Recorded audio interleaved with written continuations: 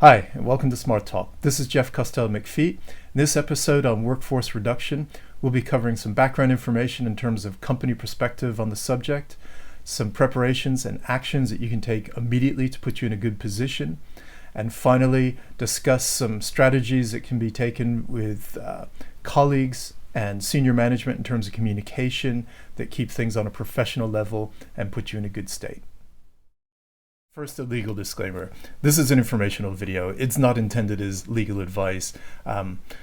Corporate policies, expectations, legal structures vary worldwide. It would be impossible to attempt to cover that in this type of format. In the UK, where I am based, there are quite specific rules and regulations surrounding going through a redundancy process. Citizens Advice here is an excellent resource for that. I would encourage you, if you're looking at a situation where redundancy is a possibility, to take what information they have available and again, seek proper legal advice. So, I have personally been made redundant. I have survived redundancy processes at a company, and I've had to implement redundancy processes to really sadly make some of my colleagues and coworkers redundant. And having covered it from both sides of the story, I think it's quite important to be able to have some background information from the company's perspective, because that can inform some of the preparations and actions and the tonality of the conversations that you might be having with senior management during the time of redundancy process in your organization. So from a company perspective, they are also unnerved by this experience. I'm not necessarily asking you to give them sympathy, because you're perhaps on the harder end of this, but they do know that the company is already under pressure. The organization is probably at this stage already perhaps sold off some assets, they've done some cost savings, they've gone through perhaps a hiring freeze, a number of other of these early warning signs that potential redundancy is coming your way. They've probably checked a number of those boxes already, and then have come to the point of making a decision on redundancy. So the organization is already under huge pressures. And going through this exercise is emotionally draining for everyone. It genuinely is. And management also know, although if they're a senior manager and they're implementing the redundancy, they know their particular job is safe as such. But they're fully aware of the fact that come the other side of this exercise, they're responsible for making this organization perform well with an outfit that has just experienced a horrible situation where goodwill has been eroded, trust perhaps has been eroded. They may be missing a number of key team members that they would have rather have had on board to be able to produce and deliver on the business plan that they are charged with doing. And that puts them in a difficult situation. So during a layoff or a redundancy exercise, the company knows that it is also embarking on a risk, and that is that in many cases the most apt, organized, got it together employees will be the very ones who are first off the mark, getting themselves set up, looking for other opportunities, perhaps taking up those opportunities in a situation where the company actually would have perhaps pegged those as individuals that they would rather have kept during the process. If your organization has voluntary redundancy, again, sometimes the people that put their hands up and volunteer to be made redundant are exactly the ones that they would have wanted to have kept. And some of the people that have remained, on the other hand, are ones that they would rather have had a chance to move on and move out of the organization at this stage. So from a legal perspective, senior management really cannot communicate with the team members about the process on any individual level until the process is complete. It would be illegal, it would be unfair, it would be unwise, it would be unethical. I was in a situation once where I survived a redundancy, and after the fact, the managing director came up to me and said something along the lines of, hey, sorry, you had to go through all that. I knew that you were one of the people that we really, hope to keep on board. But of course, it's impossible for me to have said anything at the time because you just can't do that.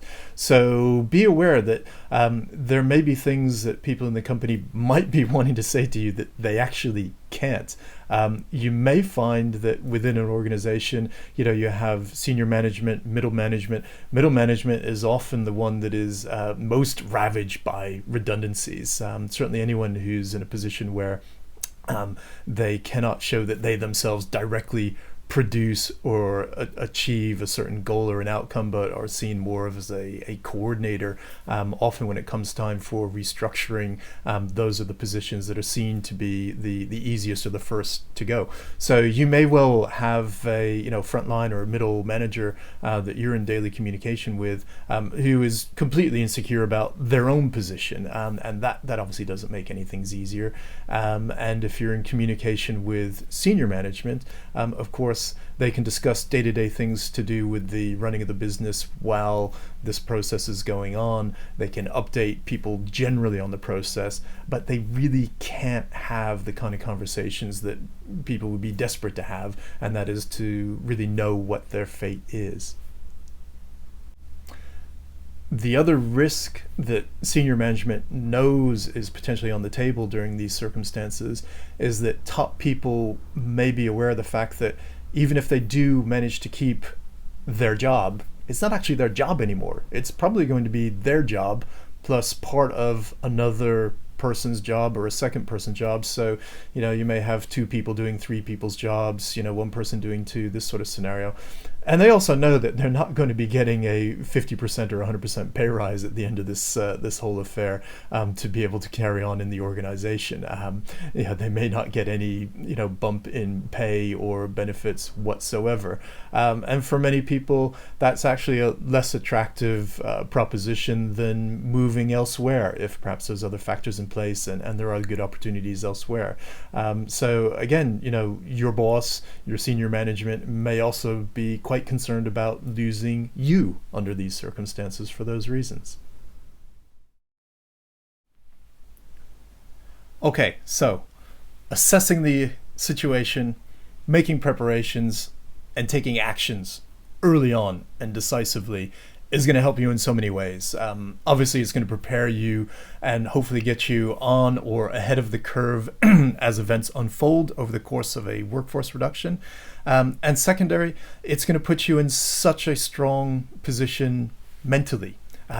Taking action, being in control or to some extent, being in charge of the decisions that you're making is just so much healthier for you than sitting there and waiting for things to happen. It's just so much the better way to go. So a potential redundancy can sometimes be a great trigger for a time of self-reflection and assessment, if that's something you haven't done recently. Having a good, strong handle on your own strengths and weaknesses, where your career path is going, what your goals are, where you are along the path to those goals. These are all things that when you're revising and putting together your resume or your CV and preparing for potential job interviews, and frankly assessing what could be the potential positions that come along to you post redundancy if you're one of the survivors of that process. Having a really clear plan in your head of where you are, where you want to go, just makes it so much easier to be able to make decisions and help you get there in that troublesome period. This is also the time to engage your network. I mean, this ideally should be an ongoing thing that is part of your daily business and personal development practice anyway. If it's the kind of thing that you only aim to pull out of the bag when you need a hand, it's not going to work for you. Please don't be that person that you hear from, every once in a blue moon, because they want something, they're asking for a favor, they're looking for a job, and so on. It's clearly not how it works. And this is a topic which would involve a whole series of podcasts in its own. So I'm not going to attempt to cover it in depth here. But by all means, this is the time to really get stuck in with your network. This is also the time to get to grip with your finances. Hopefully you have a monthly plan, you know what your income, you know what your expenditure is, you know what kind of costings you will be able to trim, because that is simply going to be prudent and necessary in this situation. If you don't have any security about what your future income is going to be, then the very first priority is going to have to be assessing what your outgoings are and draw a line through the ones that you can get by without in the short term. It's just prudence. Hopefully you've got savings put away for a rainy day that you may need to pull out. Bear in mind that this could be a long haul. If you're very fortunate, you may find another position quite quickly, and this all blows over fairly quickly. But for many people, to find a quality position that they really wish to after a redundancy can take months, and so just be prepared for that up front. So now on to communication during this period. First, communication is going to have to be with your partner, friends, family, just to make sure that everyone is very clearly put into the picture of what the scenario is, what are the possibilities. I know it's an unnerving time, it's extremely unsettling, but this is when clarity and openness is absolutely required. There is no shame whatsoever in being caught up in a situation where the outfit that you're with is having to restructure, and redundancies are potentially coming your way. It just happens. Most people at some point in their life will have had a brush with this one way or the other. So again, there's no shame. There's no point trying to hide it away. You need to deal with it up front. If you have very small children, obviously don't want to unnecessarily upset these young ones, but kids are pretty resilient, and it's I think important to be able to share as a family and as a grouping unit exactly what is going on, because they will know, they will sense, they'll have questions, and it's much better to be smart and straight and upfront. And if you followed all the previous steps and you've actually taken some plans, you've put some actions in place, you're being proactive about it, then you're going to be in a solid position to have those conversations and have that level of confidence as a family member that's going to necessary to get through this situation.